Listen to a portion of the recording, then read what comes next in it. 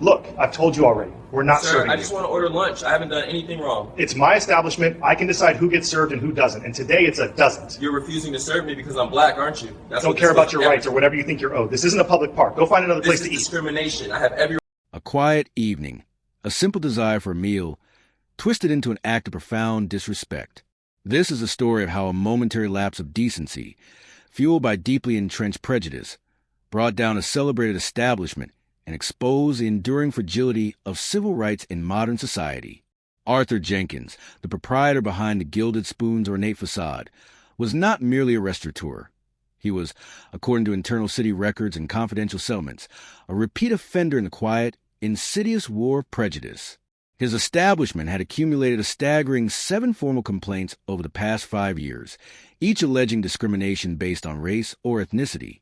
3 of these complaints, shrouded in the secrecy of non-disclosure agreements, had been settled out of court, effectively buying silence while allowing the underlying issues to fester unchecked and unaddressed. This wasn't an isolated lapse in judgment. It was a deeply ingrained pattern, a systemic rot within the very heart of what was supposed to be a welcoming establishment. Against this backdrop stands Dr. Anya Sharma, a brilliant astrophysicist, a postdoctoral fellow at the prestigious Viridian University, a mind dedicated to unraveling the universe's deepest mysteries. On October 17th, at 7:15 p.m., her credentials, her intellect, her very humanity were dismissed with a wave of a hand simply because of the color of her skin. Her professional standing, her academic achievements, her undeniable contributions to science, all rendered invisible by the arbitrary judgment of one man.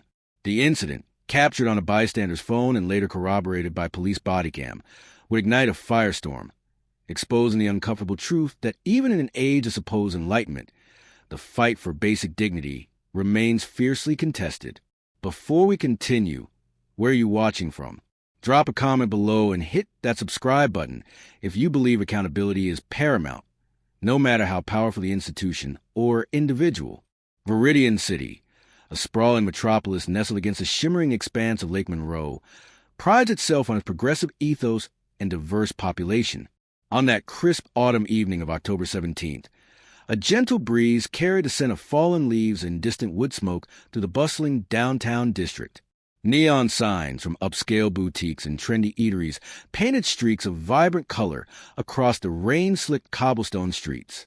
The Gilded Spoon, Arthur Jenkins' culinary jewel, glowed invitingly on Elmwood Avenue, its polished brass fixtures and warm interior lights promising an evening of refined dining. Inside, the soft murmur of conversation, the clinking of silverware, and the delicate aroma of pan-seared scallops created an atmosphere of sophisticated comfort. Yet, beneath this polished veneer, a different kind of atmosphere had been brewing for years. Dr. Anya Sharma, at 28, was already a force in her field. Born in Bengaluru, India, she immigrated to the United States with her family at the age of 5, her parents sacrificing everything to provide her with opportunities they never had. She excelled from an early age, her innate curiosity driving her to unravel complex problems. A valedictorian of her high school class, she went on to earn her undergraduate degree in physics from MIT, followed by a PhD in astrophysics from Stanford University, where her dissertation on dark matter distribution in galactic clusters garnered international attention. She was a Rhodes Scholar finalist, a recipient of the prestigious Hubble Fellowship, and had already published 3 peer-reviewed papers in Nature Astronomy. Her current role as a postdoctoral fellow at Viridian University placed her at the forefront of astronomical research, working on a groundbreaking project involving gravitational lensing. She had earned her position through sheer intellect, relentless dedication, and an unshakable work ethic. She was, by any measure, an individual of extraordinary accomplishment, a testament to the power of human potential. Arthur Jenkins, on the other hand, presented a different kind of legacy. A man in his late 50s, meticulously dressed, with an air of practiced charm, he had built the Gilded Spoon into a local institution over 2 decades. However, behind the accolades and glowing reviews, a darker pattern emerged from the city's complaint archives. In 2018, the Gilded Spoon faced its first significant public complaint when a group of 4 young black professionals, attempting to celebrate promotion, were refused seating. Jenkins, according to their sworn affidavits, claimed the restaurant was fully booked for a private event, despite numerous empty tables visible through the windows. Within minutes, a white couple without a reservation was seated. The incident was settled out of court for an undisclosed sum, contingent on a non-disclosure agreement. 2 years later, in 2020, a former server, Miguel Rodriguez, filed a wrongful termination suit alleging he was fired after refusing Jenkins's instruction to discourage reservations from certain demographics and seat minority patrons in less visible, less desirable sections of the restaurant. Rodriguez provided audio recordings of Jenkins making disparaging remarks about an Asian family's dining habits, calling them loud and unrefined. That case also saw a confidential settlement. In early 2023, a black couple, celebrating their anniversary, reported being deliberately overcharged for a premium bottle of wine, a discrepancy they only discovered after comparing their bill to an identical order placed by a white couple at an adjacent table. The incident was dismissed by Jenkins as a clerical error, but the couple's online review, detailing their experience, went viral locally, accumulating thousands of shares before being quietly removed by the platform. The pattern was clear, insidious, and deeply unsettling. Arthur Jenkins, and by extension, the Gilded Spoon, operated under a cloud of systemic, racially motivated discrimination, often hidden behind a veil of exclusivity or policy. This wasn't an isolated incident. It was a deeply ingrained practice, a part of the restaurant's unspoken culture. On the evening of October 17th, Dr. Anya Sharma had completed a particularly demanding set of simulations for her research. Feeling a quiet sense of accomplishment, she decided to treat herself to a solo dinner at the Gilded Spoon, a restaurant she had often passed but never visited. She dressed smartly but casually, in a tailored blazer, dark slacks, and a silk blouse, professional yet comfortable. She arrived precisely at 7:15 p.m., hoping to secure a table for one. The hostess, a young woman with a polite but harried demeanor, informed her there would be a short wait. Anya nodded, understanding, and moved to the small waiting area near the entrance. Moments later, Arthur Jenkins himself emerged from the kitchen, surveying the dining room. His eyes, sharp and assessing, landed on Anya. He paused, a flicker of something unreadable crossing his face. Then the confrontation began. Jenkins approached the hostess, speaking in a low, conspiratorial tone, occasionally glancing at Anya. The hostess's face grew increasingly uncomfortable. She then turned to Anya, her voice strained. "I'm so sorry, ma'am, but seem to become unexpectedly fully booked. There are no tables available tonight." Anya, observing several empty tables and others being prepared, raised an eyebrow.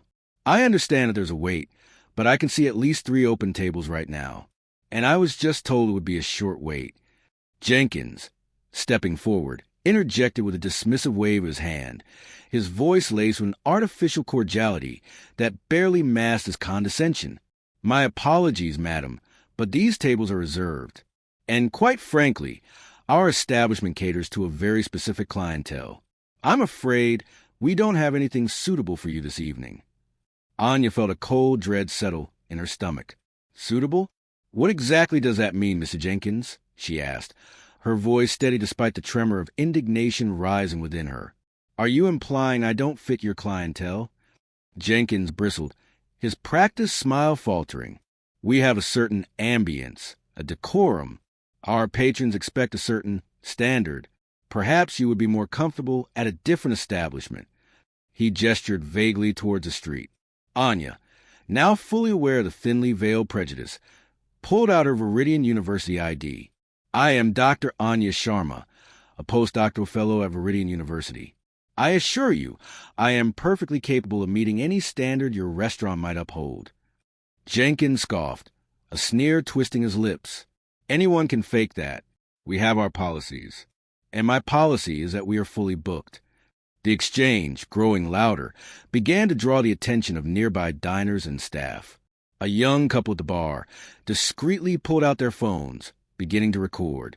Anya, her voice now ringing with quiet authority, stated, "This is racial discrimination, Mr. Jenkins, and it is illegal." Jenkins's face hardened, his pretense of civility completely gone. "Get out of my restaurant."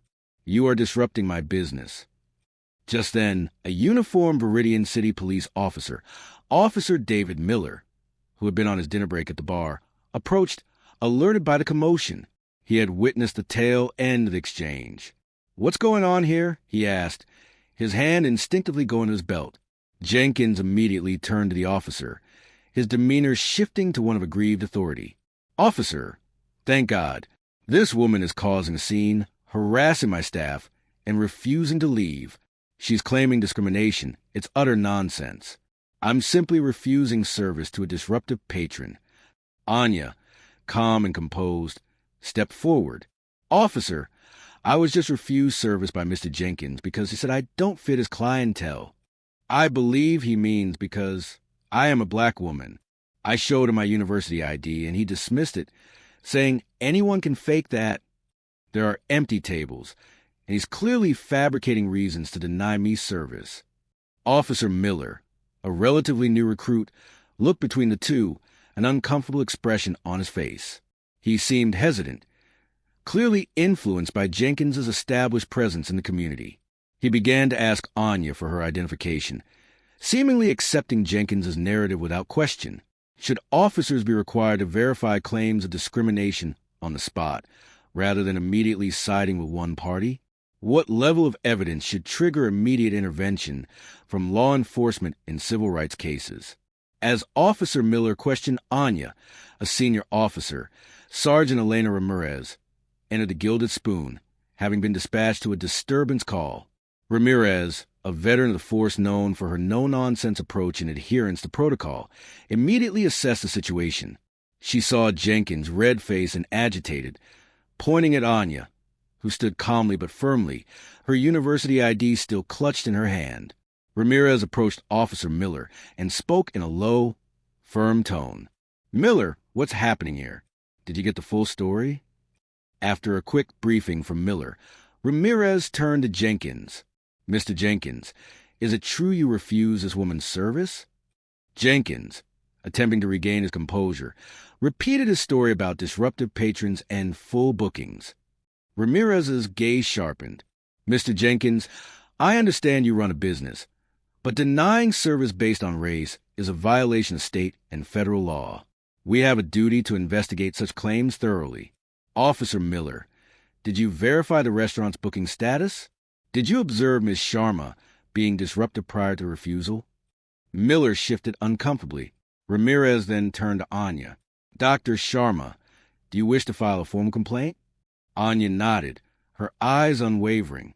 Sergeant Ramirez then addressed Jenkins directly, her voice cutting to the restaurant's awkward silence. "Mr. Jenkins, I will need to review your reservation log for tonight, and I will be interviewing your staff and any witnesses. This incident is now under formal investigation." Her immediate intervention, her direct challenge to Jenkins's authority, and her insistence on gathering evidence marked a turning point. The badge and weapon of the law, for once, were aligned with the victim, not the aggressor. The immediate resolution that evening was a tense standoff. Sergeant Ramirez, after reviewing the reservation log and confirming numerous empty tables, informed Arthur Jenkins that his refusal of service to Dr. Sharma appeared to be a direct violation of civil rights law. She advised him to either seat Dr. Sharma immediately or face a formal complaint to the Human Rights Commission, in addition to her own police report. Jenkins, fuming but seeing the writing on the wall, begrudgingly offered Anya a table. Anya, however, declined. Her dignity, she stated, could not be bought back with a forced meal. She filed her formal complaint with Sergeant Ramirez, who ensured the entire incident was meticulously documented, including statements from the recording bystanders and Officer Miller's initial, albeit flawed, report. The Bodycam footage from both officers would prove to be damning evidence, capturing Jenkins's dismissive remarks, his refusal to acknowledge Anya's credentials, and his thinly veiled racial animus. Within hours, the bystander videos, uploaded to social media platforms, exploded. The hashtag Gilded Prejudice began trending nationally. One video, showing Jenkins sneering, "Anyone can fake that" remark, garnered over 10 million views in less than 24 hours, shared by celebrities, civil rights activists, and ordinary citizens alike. Local news outlets picked up the story, interviewing Anya, who recounted her experience with quiet strength. The Gilded Spoon social media pages were deluged with one-star reviews and condemnation, its meticulously cultivated reputation crumbling in real time. The incident became a symbol of a deeper, more pervasive issue. Should business owners who engage in blatant discrimination face automatic termination of their business license, rather than merely financial penalties? Is a fine enough deterrent for such egregious behavior? The institutional responses were swift and severe. Viridian University issued a powerful statement condemning the discrimination against Dr. Sharma, pledging full support for any legal action she chose to pursue. Civil rights organizations, including the local chapter of the NAACP and the ACLU, immediately offered their legal counsel. Within a week, Dr. Anya Sharma, represented by a coalition of prominent civil rights attorneys, filed a landmark lawsuit against Arthur Jenkins and the Gilded Spoon. The claims were explicit racial discrimination, intentional infliction of emotional distress, and violation of both state and federal civil rights statutes.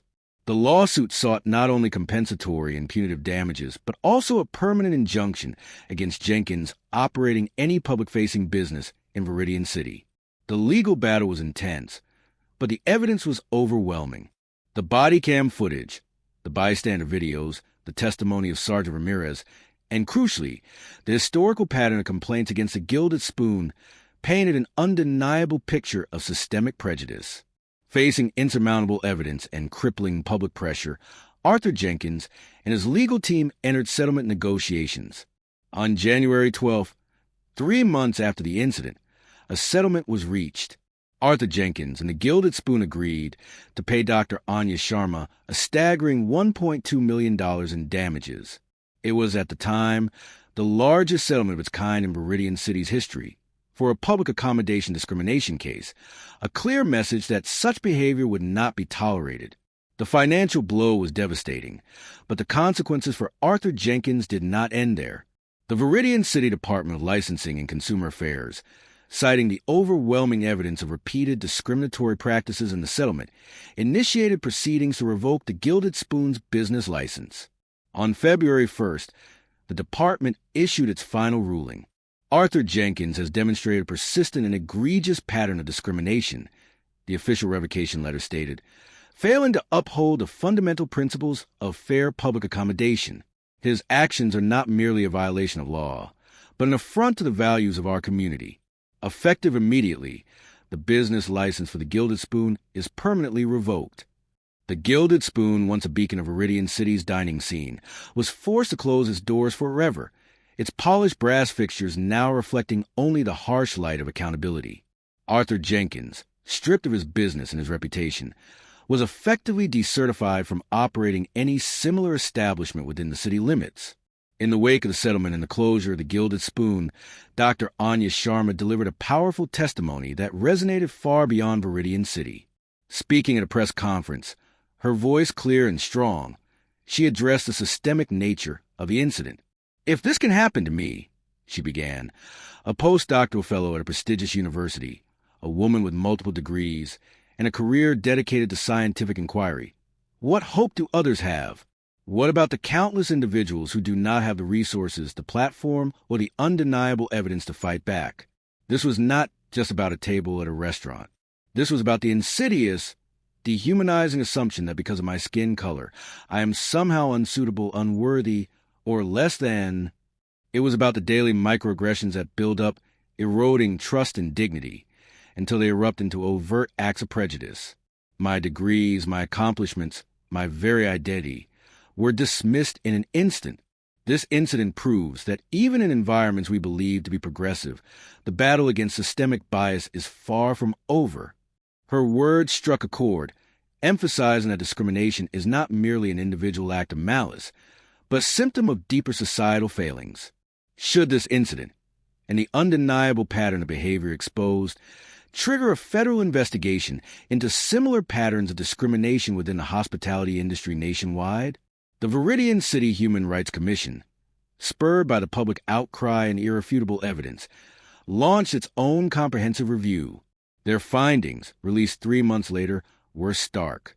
They identified systemic failures within the city's oversight mechanisms, a lack of proactive enforcement, an over-reliance on individual complaints rather than pattern analysis, and insufficient training for businesses on anti-discrimination laws. The report concluded that Jenkins's actions were not an anomaly, but rather the predictable outcome of a system that allowed subtle and overt biases to fester unchecked. The commission specifically highlighted the culture of silence created by confidential settlements, which prevented the public disclosure of discriminatory patterns. In response, Viridian City announced a series of sweeping reforms. These included mandatory annual anti-bias and diversity training for all public-facing businesses seeking or renewing a city license. A new 3 strikes policy for confirmed discrimination complaints was instituted, with the 3rd strike leading to automatic revocation of a business license. The city also established a more accessible, anonymous reporting system for discrimination, coupled with a dedicated task force to proactively investigate repeat offenders.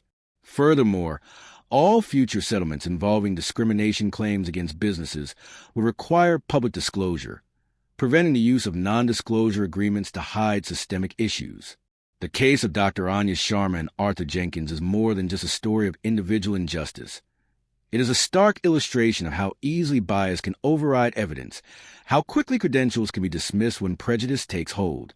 The consequences for Arthur Jenkins were severe: financial ruin, the loss of his business, and a permanently tarnished reputation. For Dr. Sharma, the victory was bittersweet, a testament to her resilience, but also a painful reminder of the battles still to be fought. Her dignity, though temporarily bruised, ultimately triumphed, forcing accountability where it had long been avoided. The challenge now is not just to celebrate this victory, but to ask, what changes now? Will these reforms be sufficient to dismantle the insidious structures of bias that persist in our communities? Or will they merely provide a temporary salve to a deeply rooted wound? We must demand more than just reactive measures. We must envision a society where dignity is inherent, not earned, and where a person's worth is never judged by the color of their skin. Should cities implement even stricter 3 strikes policies for discrimination, leading to permanent business closure on the first proven instance of egregious racial bias? Or should all business owners be personally liable for discrimination, with their assets on the line? We're not stopping here. This conversation, this fight for justice, it's about all of us. It's about ensuring that every individual, regardless of their background, can walk into any establishment, any institution, and be treated with the fundamental respect they deserve. Your voice matters. Share your thoughts in the comments below. Hit that like button, and subscribe to join a community dedicated to holding power accountable.